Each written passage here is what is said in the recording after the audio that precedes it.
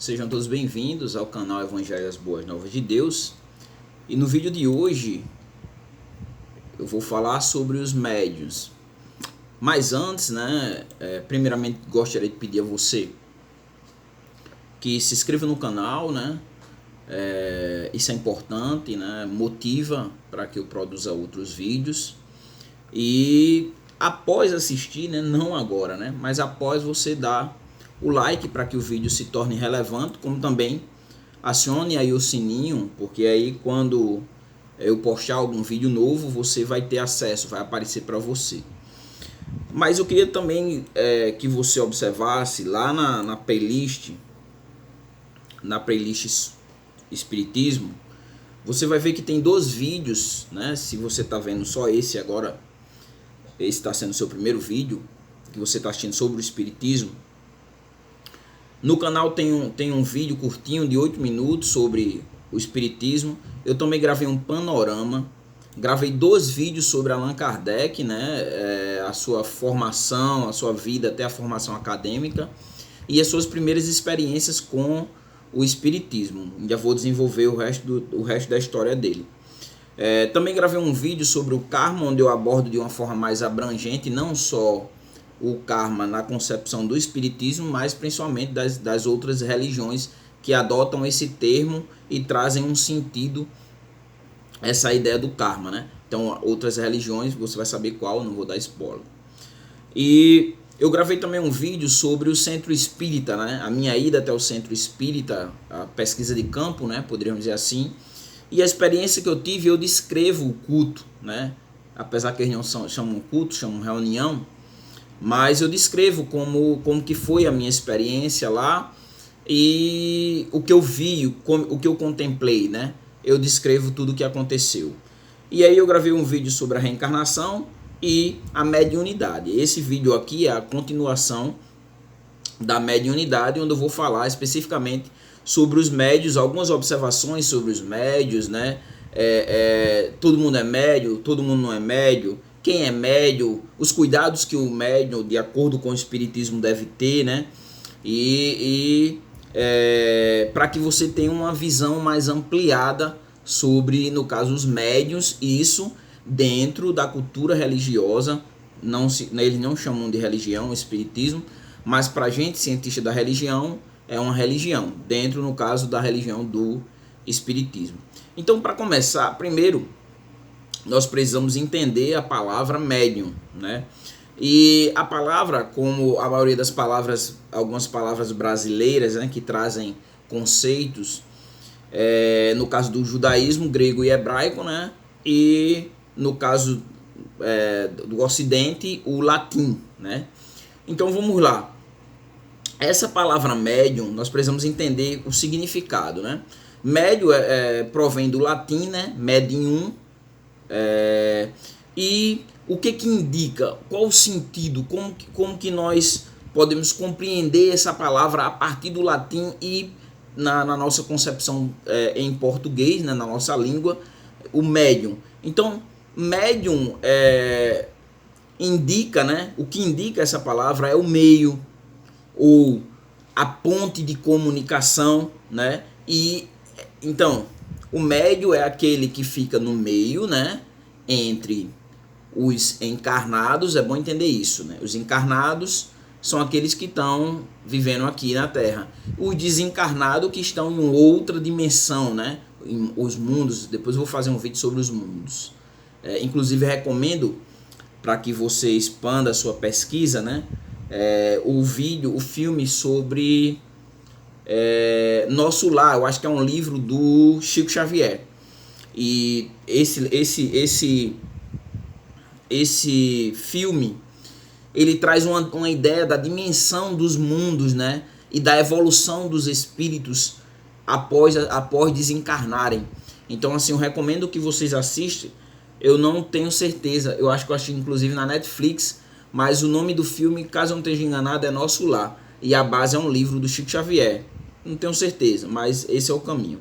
Então o médium, ele fica no meio, Ele é o intermediário entre o mundo dos desencarnados, E o mundo dos encarnados, que é aqueles que vivem corporeamente, no caso, os seres humanos, né?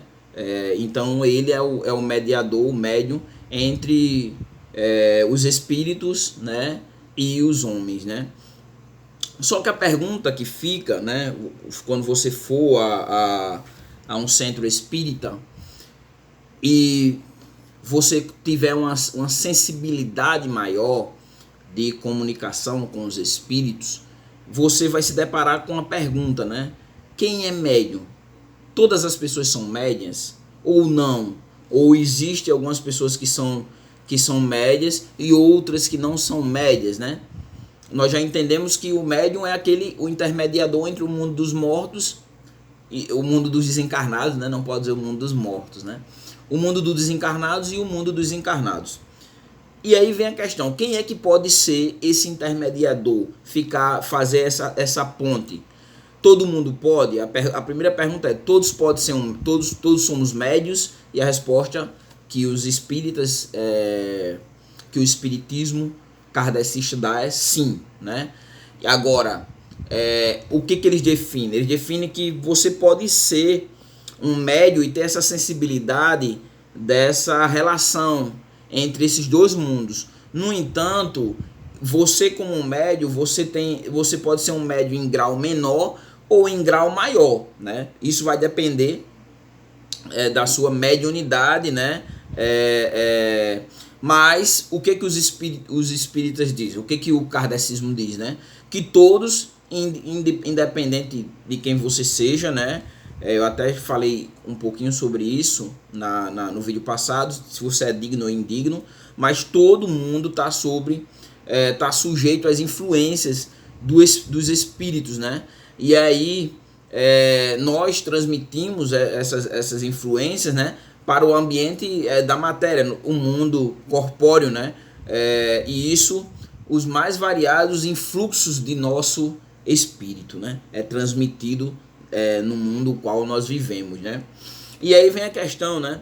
Essa influência que nós sofremos, né? Também nós acabamos influenciando, né, os outros. Como? Né? Através dos nossos pensamentos, ou mesmo através dos nossos atos, ou mesmo através dos nossos sentimentos. Nós acabamos produzindo essas influências, né? De acordo com o espiritismo kardecista. E aí a outra pergunta em torno, se nós já definimos o que é um médium, definimos que todos somos médios em graus diferentes, né, na concepção espírita. E aí vem a questão, se todos somos médios, a quem deve aplicar-se o termo, né? Todo mundo é médium, mas quem é que deve receber o título de médium, né? Aí a resposta é a seguinte, o médium, né, mais em um grau maior, ele tem as suas, isso fica claramente, fica claramente caracterizado, né, pelos efeitos na vida dele, esses efeitos de intensidade, né? Então, isso é expresso na vida do médium de uma forma ostensiva, né? Ostensiva, né? Ele é dominado, a mente dele é dominada, né? A vontade, né? Também ele padece de perturbações psíquicas, né? Então é uma ênfase maior, né?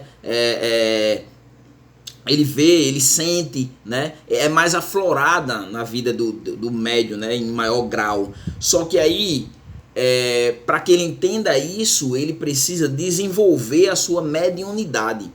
E aí, como é que é feito isso? Isso é feito através de outro médium, né? Que já é mais experimentado, que já passou por essa fase, né? Seria como se fosse a dominação, né? Você dominar, porque eles creem que é um dom, né? O espiritismo, ele crê que a mediunidade é um dom. Então, só que é um dom, vamos dizer assim, é um dom que no princípio você não consegue dominar, né? Então, para que você domine, você precisa de outro médium para ensinar o caminho, para que você consiga dominar a sua sensibilidade espiritual, poderíamos dizer assim, essa conexão que há entre você e os espíritos desencarnados, né? Através de vários fatores, né, que o rodeiam. Então é preciso que você passe passe por essa fase de aprendizado, poderíamos dizer assim, de aperfeiçoamento do dom. E aí vem a questão, beleza, né? Você já se descreve como um médio diante de tudo que eu apresentei aqui para você, e aí o próximo questionamento é o seguinte, certo? Então qual é a obrigação, se você é um médium, né, dentro do espiritismo, qual é a obrigação desse médium dentro do espiritismo? Qual é a primeira obrigação? Podemos dizer assim, a primeira obrigação. Então a primeira obrigação do médium é evangelizar a si mesmo. O que isso significa, né? No comentário que o Allan Kardec codificou dos espíritos, o Evangelho segundo os espíritos, né? O espiritismo, não segundo Allan Kardec, ele só codificou, traz ali a diretriz, né? O comentário dos evangelhos, os evangelhos da Bíblia cristã, né? Então, o que ali apresenta? Apresenta qual é o caminho moral que um espírita, um médium, ele deve seguir, ou mesmo o próprio livro dos médiuns, é o outro livro. Lembrando que o Allan Kardec ele tem 5 livros que são chamados de o Pentateuco, né? É parecido com os 5 livros da Bíblia, Gênesis, Êxodo, Levítico, Número e Deuteronômio. No caso, deixa eu ver se eu consigo ler daqui, né? Que está ali a biblioteca. O Evangelho segundo o Espiritismo, Céu e Inferno, né? O Livro dos Médiuns e a Gênesis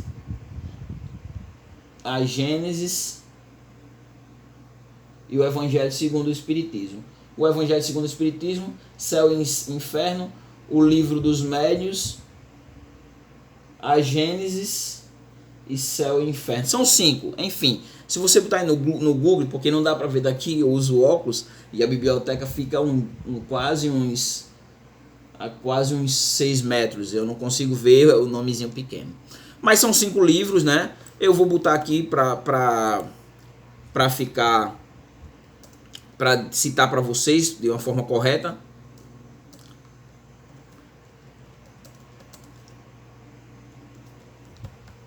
E aí tem mais 2, né? As obras póstulas e um resumo do livro que é o Espiritismo. Então, qual seria o Pentateuco espírita, né? Com base no próprio Pentateuco bíblico, né? Não é com base, mas chama-se de Pentateuco por causa disso. Gênesis, Êxodo, Levítico, Número e Deuteronômio na Bíblia. No Espiritismo, o Livro dos Espíritos, que estava faltando. O Livro dos Médiuns, né? O Evangelho segundo o Espiritismo, Céu e Inferno e a Gênesis, né? Então o Pentateuco espírita, né? Eles também têm esse Pentateuco. Então chamam de Pentateuco. Então o que acontece? Ele precisa se apropriar da doutrina espírita e aplicar a si mesmo, né? E aí se entregar às tarefas doutrinárias da filosofia, né? Da filosofia espírita, da ciência espírita, porque o espiritismo considera que é uma ciência, né? E aí, por que ele precisa fazer isso? Por quê? Porque existem fatores que atuam contra os médiuns, né? E aí nós vemos quando aparece um médium charlatão, exatamente isso. O caminho, as ameaças, né? Ou os fatores que atuam contra um médium. E quais são, né? Vamos ver aqui alguns. Primeiro, ele mesmo, né? O próprio médium ele pode atuar contra si mesmo, contra a sua mediunidade, né? Através do seu personalismo, né? A idolatria a si mesmo, né? A sua ambição. O médium, os médiuns eles não podem fazer cobrança por atendimento. Ele não pode fazer isso, né? A gente vai ver lá na frente. Lá na frente eu vou mostrar inclusive a base bíblica que eles usam, que o espiritismo usa para defender isso, né? Então ele não pode cobrar, né? Então ele pode ser levado à prática dessa ambição e querer cobrar os atendimentos, né?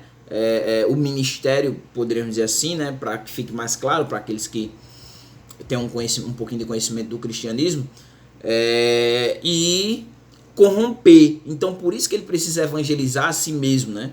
Então, para que ele fuja dessa ambição, né? Como também a própria ignorância, né? O desconhecimento pode atuar contra o médium, né? A rebeldia do médium, né? Como voluntário, pode atuar contra ele mesmo. E outro fator é o desconhecimento dos seus deveres à luz do evangelho. Também pode atuar contra o médium. Além de fatores de inferioridade moral, como que vão conduzir esse médium, né, a invigilância, a não estarem atentos, a não estarem vigilantes diante da sua mediunidade, né, a própria levianidade, né, ser leviano, né, com o propósito, com a filosofia, com a sua mediunidade, né, como também a confusão em seus propósitos, né, os seus objetivos, né, a sua própria condução de vida, né. E também uma coisa que pode atuar contra o médium é a influência de um espírito, né? E isso é interessante porque, assim como o mundo dos vivos, né, nós temos pessoas que estão num grau de evolução, né, que são bem educadas, que têm uma concepção existencial profunda, uma vivência, né? Poderíamos dizer assim, que chegou a uma iluminação, como Siddhartha Gautama. E no mundo dos espíritos também é assim. Todos, né, na concepção espírita, estão em evolução. Todo mundo está em evolução. Tanto os encarnados quanto os desencarnados, né, que vão encarnar novamente até que até que chegue a se torne um espírito puro e não necessite mais de reencarnação, né, de reencarnar. Então, como existem esses espíritos, né, esses espíritos que não são tão evoluídos, então o médium deve ter cuidado, entendeu? Porque ele recebe essas mensagens, né, as orientações através dos espíritos. E aí agora eu quero, para finalizar o vídeo, eu quero abordar exatamente isso, né? Por que os médios não podem cobrar, né? A primeira coisa é porque ele recebeu esse dom. O dom não é dele, ele recebeu, né? O dom da mediunidade, e ele recebeu esse dom de forma gratuita. E aí a base bíblica que o Espiritismo ele usa é Mateus, né? Agora nesse caso não, o Evangelho de Mateus. Mateus capítulo 10, versículo 8, Jesus diz assim: curai os enfermos, limpai os leprosos, ressuscitai os mortos, expulsai. A ideia aqui de ressurreição é a ideia de reencarnação, da volta, né? Expulsai os demônios, né? Poderíamos dizer aqui os maus espíritos, né? De graça você recebeu e de graça dá. Então, o médium ele não pode usar da sua mediunidade para corromper o espiritismo, para alto favor de si mesmo, porque ele próprio precisa evoluir. E ele fazendo isso, ele não vai evoluir, mas ao contrário, ele vai regredir. Então, é isso, né? Isso aqui, essa é uma síntese do que significa a mediunidade. Se fôssemos resumir, né, resumir o vídeo, poderíamos dizer assim, né? Quem é o médium? É aqueles que são um intermediário entre o mundo dos vivos e o mundo dos mortos. Todos são médios? Todos são médios em grau menor ou grau maior, né? Se aplica a mediunidade de uma forma a partir do grau maior com aqueles que caracterizam, que é apresentado de forma exteriores, e existe uma série de características de uma mediunidade em um grau maior, né? O médium ele deve evangelizar a si próprio para que ele não caia, né? Que é exatamente os fatores que podem influenciar, atuar na vida dele, corromper a sua mediunidade, né? Corromper esse dom. E o médium não deve ter a concepção da cobrança, porque ele recebeu esse dom, não pertence a ele, mas é um dom que ele recebeu de outrem, né? Então, assim, ele não deve usar esse dom para se auto-beneficiar, ou para sua arrogância, ou para uma coisa que não é o objetivo da evolução e da caridade, né? Que é o marco do espiritismo. O marco do espiritismo é que fora da caridade não há salvação, e a caridade é ampla, não necessariamente dentro do espiritismo essa caridade ser exclusivamente para dar as coisas, ajudar de forma material também, mas é bem abrangente. E é um dos marcos do espiritismo. Por exemplo, quando acontece uma tragédia, quem é que chega primeiro lá? Os espíritas, né? Para ajudar aquelas pessoas, aqueles espíritos que estão passando por momentos ali na sua vida de angústias e tristeza. Então esse é o objetivo, é sempre iluminar os outros, né? Conduzir os outros à evolução, tanto os encarnados quanto os desencarnados. Então eu espero que vocês tenham muito gostado do vídeo. Compartilhe esse vídeo aí para que outras pessoas possam ter acesso, né, ao conteúdo, possam aprender um pouco sobre o espiritismo kardecista, né? E também, se você quiser aprender sobre outras culturas religiosas, dentro do canal também existem vários vídeos sobre várias religiões, muitas religiões. Eu praticamente acredito que trouxe um panorama sobre quase todas, claro, não todas, porque é muito além. A cultura religiosa é muito vasta e muito diversificada dentro da própria cultura, né? Quando nós falamos de espiritismo, estamos falando de espiritismos, né? Existem vários espiritismos, né? No sentido amplo de dizer que nem todo mundo segue o mesmo caminho, né? Mas existem caminhos diferentes, né? Por mais que as obras que guia as obras do codificador, né? Os livros que os espíritos deram para o Allan Kardec codificar. Então é isso, né? Vou trabalhar para produzir outros vídeos voltados para o espiritismo e para que você conheça, para que você possa aprender um pouco mais e aí sair do senso comum, né? O que as pessoas dizem que é o espiritismo. E não, o que é realmente que os espíritas dizem sobre eles mesmos. É o objetivo do vídeo. E combater a intolerância religiosa. Hoje me deparei num dos meus convívios sociais com uma jovem e os pais dela são evangélicos.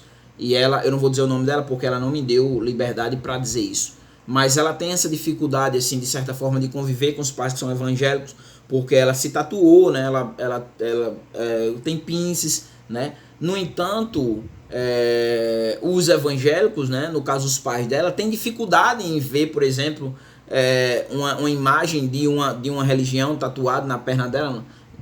Então, é difícil esse convívio, esse diálogo ali, para uma compreensão maior, né? Para uma vivência comum, que acaba que muitas vezes, quando alguém tem uma religião e alguém tem outra religião, quando elas vão dialogar, já vão com preceitos da sua religião, então não abre o coração para um diálogo e entenderem que esse relacionamento tem que ser além da religião, né? Mas a religião acaba que separa, entendeu? Separa as pessoas de conseguirem entenderem a elas mesmas e quem sabe aí haver uma harmonia religiosa entre elas, né? Não, o que impede é exatamente isso, é o eu, é o ego e é a concepção da verdade, no caso do cristianismo, a verdade absoluta, e olhar para o outro e não ver de uma forma clemente ou caridosa ou com amor, né? Mas simplesmente pegar e demonizar a pessoa a partir do que ela crê, do que ela acredita, e não olhar como um ser humano ali, amar aquela pessoa, né? Promover o seu cristianismo através do amor, através do carinho, sem necessariamente passar pelo ataque à religião, que é o que falta. Então, eu espero estar contribuindo com esse diálogo, eu espero estar contribuindo para que vocês cresçam como pessoas, né? E possam conviver em paz, né? É uma pessoa, é alguém, é o outro que está ali do seu lado. É preciso que haja esse diálogo de forma harmônica e deixar um pouquinho, trazer para si o seu preconceito e guardar para si, para que o outro possa ter acesso a você e aprender de você coisas boas e você dela também aprender coisas boas. Então é isso, pessoal. Espero que vocês tenham gostado do vídeo. Se não é inscrito, se inscreve no canal aí e até o próximo vídeo.